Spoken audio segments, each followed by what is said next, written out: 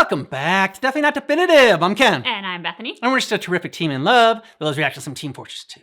You know what? For a second, I was like, your shirt kind of matches the thumbnail. Yeah, so we're checking out Lazy Purple. And so... There it is. Continue with the How It Feels to Play Team Fortress 2 series. We did How It Feels to Play Spy, and now we're doing How It Feels to Play Scout in Team Fortress 2.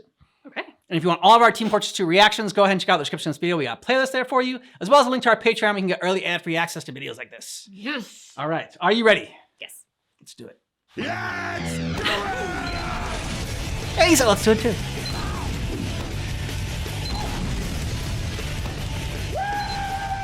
Oh, nice.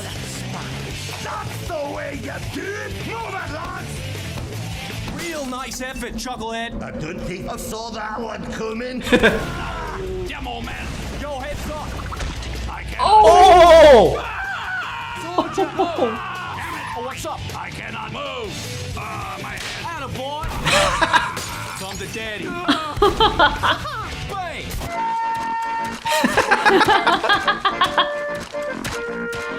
That was a recreation of a 6v6 clip that shows just how insanely powerful Scout can be when he's in the right place at the right time, with the right place being behind you and the right time being whenever you're doing something else. Wait, isn't that kind of Spy's thing? What? Come to think of it, every class in the game would perform better if their opponents were always turned away doing other things. Fuck you, Scout. My job sucks. Okay, but Scout and Spy care the most about being behind their opponents, right? Especially because they both have the tools to get there.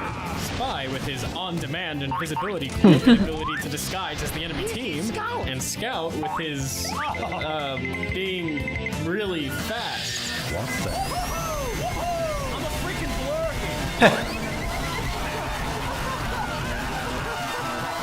Go fast. But let me be clear, you shouldn't play the mid-fight this way. Seriously, don't do this.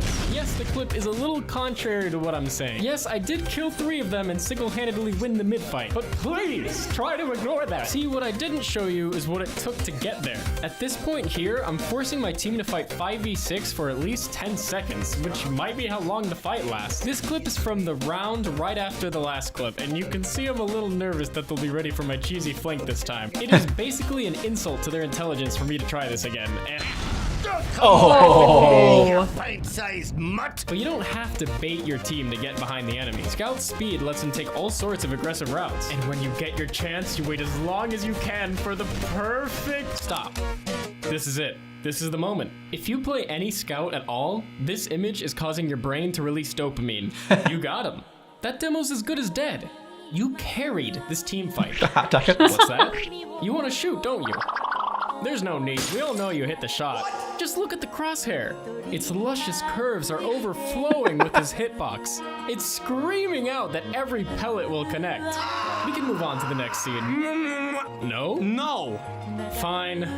Then show us. Show us how it feels to play Scout.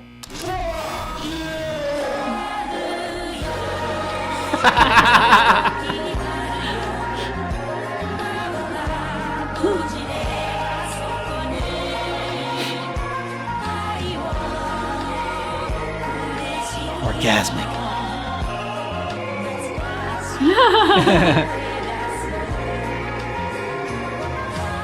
We now return to your scheduled program. Scout can go for all sorts of super aggressive flanks using the alternate routes throughout the map. Like I always say, you're not out of position if you can kill the medic in 2 clean shots. That tragic while baiting his entire team for a stupid flank. But really, there's nothing better than 2-shotting the enemy medic and announcing to your team, "Yes, I got their med down. But I'm supposed to say that. That's my line. I killed the medic. That was gonna be like my one social interaction for the day." I'm kind of painting the wrong picture here, though. You don't need to be behind people to be effective as Scout. In fact, he is without a doubt one of the most powerful head-to-head combat classes in the game. In this clip, my team got pushed back to second, so I start capping middle to make space. This is the opposite of being sneaky. I am basically announcing, Attention blue team, I am on the middle point and prepared to engage in fisticuffs galore at your discretion. jeez. You would think that there's no way I get out of this one, but... You screwed up now. If If you can't hit Scout, but he hits you, eventually, well, you look pretty dumb. And if Scout can kill you before he even touches the ground, well, those are tough beans. Looks like another close call for our hero with only... Oh, heck, another guy! How are you missing these shots? I only have 2 health! Oh my god, it's a home run, ladies and gentlemen! That's something that I love about being the ultimate life form. No matter how low my health is, I can still destroy my enemies. Farewell. I found you, Faker. Chaos control. Good. Wow. He's fast. I'll show you my true power. No way. How pathetic. The difference between a soldier with 3 health and the ultimate life form with 3 health is enormous. Scout can take that 3 health to the finish line, whereas slower classes are easy pickings. I was the only one who survived this team fight, but I'm used to being alone. It suits me. Whether it's 3 health or 200, I'm an unstoppable force. You're not even good enough to be nice. Yeah, I respect that. Oh. But the craziest thing is that Scout can often avoid these marginal situations thanks to one of the most powerful abilities in any multiplayer game. The ability to pick your fights. Hello, Scout. Come on, man. What did I say? It shouldn't come as a surprise that Scout's most powerful trait is his speed, but it is surprising just how many ways a 33% increase in speed changes the way Scout interacts with the game. Why, Mama? Why wasn't I born faster?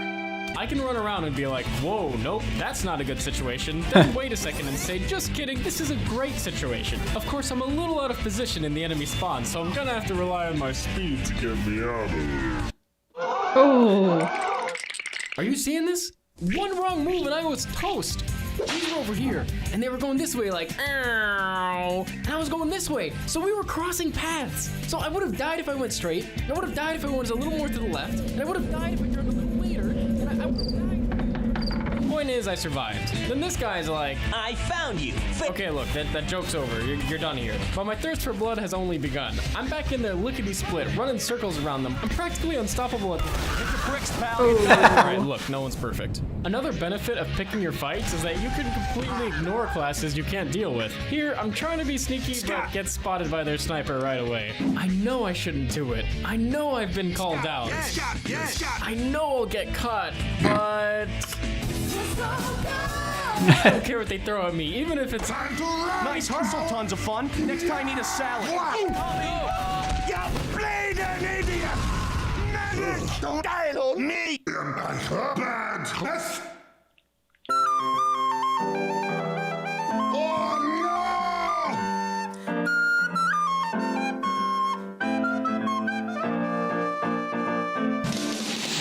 Sometimes your only responsibility is to go fast. You may be a lean, mean killing machine, but you win the game of TF2 by capturing the objective. And boy, are you equipped to capture that objective. With your speedy little legs and double capture rate, you can single-handedly win some games on your own. And it's not uncommon that you're the only one that can save the game by reaching the objective. Oh, damn. Keep it moving, guys.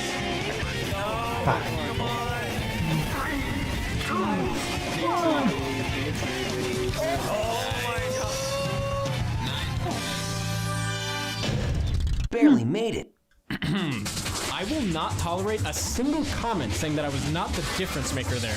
In fact, I'm so petty that I did the math, which you can see here. If you want, you can download the video and check it yourself. You won't, but you could. Let's get the show on the road. One more thing that your speed does for you is allow you to act as a punish class. Being a dangerous mobile threat gives you a large territory in which you can punish vulnerable classes that overextend, such as the medic or demo. Hey, you suck! What the hell did you just freaking say about me, you little bitch? All I have to know is top flight class in the Navy SEALs, and I've been involved in numerous secret raids in Al Qaeda, and have over 300 confirmed enemy kills. You're freaking dead, kiddo. It's very tempting to just rush in guns blazing whenever you see a lonely demo man, and it's usually a pretty easy kill. Unless they're a gun! Oh! Soldiers have a similar ability to cover a radius, but they have to fully commit with a rocket jump. While rocket jumping can be very flexible, sometimes it's just not. This point is mine. This medic is dead. Soldier! Damn it, Scout is a bully. And if you listen closely, the entire world is your territory. Medic 670. Medic 670. Medic 670. Should I take up here? I'll be around the corner. The dispenser goes here. Oh, hey! Yeah, gotcha. Incoming. My no gun can fire an inch burst.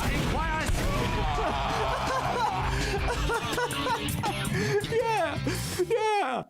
I love this guy. He's taken me from my first ever 5-kill streak in a pub to trying my heart out in competitive leagues. Actually, Oh, wow, that's nice. the reason that I picked up TF2 in the first place. Something about running around with a shotgun and being a deadly annoyance seemed really novel at the time. Even though his gameplay can be boiled down to just running and shooting, it honestly feels like the skill cap with this guy never ends. Scout is just fast enough to be in control of how much damage he takes, and his shotgun-based gameplay constantly rewards pinpoint accuracy. I actually could not write a long enough conclusion to fill out the rest of this clip. It honestly, it just keeps going until I die. I was shaking off some rust in a 1v1 MGE server when who walks in but looking cute in my jammies. Long story short, this guy 20-0'd me. Oh my God. But you know what? He wasn't rude and he didn't leave in disgust. He politely stuck around and I improved by playing against him. Oh yeah. It was a great reminder of how high Scout's skill cap really is. So thanks, looking cute in my jammies. Thanks for showing me and everyone else how it feels to... Look, man, couldn't you have just let me win one? Whoa, wait. First of all, like and subscribe if you enjoyed, please and thank you. And boom, Patreon. If you didn't already know, Patreon is a way for you to support me every time I upload new content. I have to be totally honest with you guys. I need your support on Patreon to continue putting this much effort into my videos. There's a ton of rewards available depending on how much you pledge. And I hope that rewards like patron-only streams and Discord chats will help me get to know some of you better. Okay, so it was interesting seeing that like at the end, like Scout is his kind of like, I guess like favorite and main, the one that like he now plays, he played competitively, because it did seem like there wasn't as many jokes as it was in Spy. Yeah. And it seemed like he took this one like really seriously, like was very passionate. You could see the passion that he had for Scout. It was also interesting to hear that one of Scout's big advantages is the fact that he's 30% faster. Mm-hmm. Speed is an obvious advantage, but when you hear 30%, you think like, oh, that's not that high. Like, I don't know how much of a difference can it be? So it was great to see the actual gameplay and see just how much he could zoom around that course without being caught by anybody else and get out of sticky situations because of that speed. I mean, I kind of underestimated what the ability of 30% would be, but it's a lot. And I always like when people, you know, show their gameplay and show that like they maybe aren't the best. I mean, like he showed like a lot of gameplay where he was like, you know, kind of showing off and like, you know, showing like all the good things that he can do with Scout. Then at the end there, he showed someone that was better with Scout than him, at least in 1v1, and like just dominated him for 20 straight rounds. So I thought that was cool that he included that one. Yeah, especially for us being casual gamers, it's kind of nice when you see other people who are struggling as well, and not like, you know, perhaps those pro gamers who managed to go through like an entire Elden Ring without ever dying, and you're like, what? How? What? Like, that's not human. So it's very comforting when we get to see that kind of gameplay that, you know, it's like, it's okay if we die a couple times. It's fine. Yeah. It's nice seeing some humility from these people that like are, you know, much better gamers than we are, but still much better than us. yeah, but still, you know, show that they aren't like, you know, superhuman. I also like the moment when he showed down the breakdown for the math of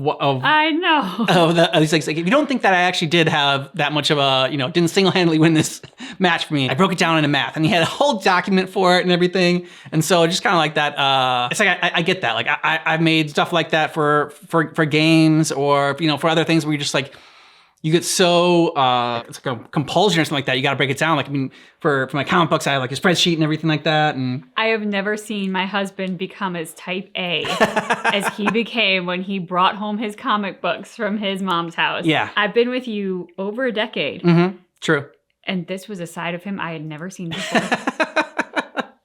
and now I know that like, you will do spreadsheets and things and take inventory, and like I was very impressed. All right, there you go. It's all about what you're passionate about. You know, you'll go the extra mile. That's true. And he is very passionate about his comics. He looks like a kid on Christmas morning every time he opens one up. It's really cute. You let us know what you thought about this down below in the comments. And if you want more of our Team Fortress 2 reactions, go ahead and check out the description of this video. We got a playlist there for you, as well as a link to our Patreon where you can get early ad-free access. If you want to see my husband looking like a kid on Christmas with his comics, you should check out his comic book channel, where he talks all about the comics that he collects and why he collects certain ones, and also whether or not they lived up to expectations. Yeah, it's also in the description of this video is the link for that. Thanks so much for checking out our reaction for how it feels to play Scout in Team Fortress 2, but just keep in mind that our reaction is definitely not definitive.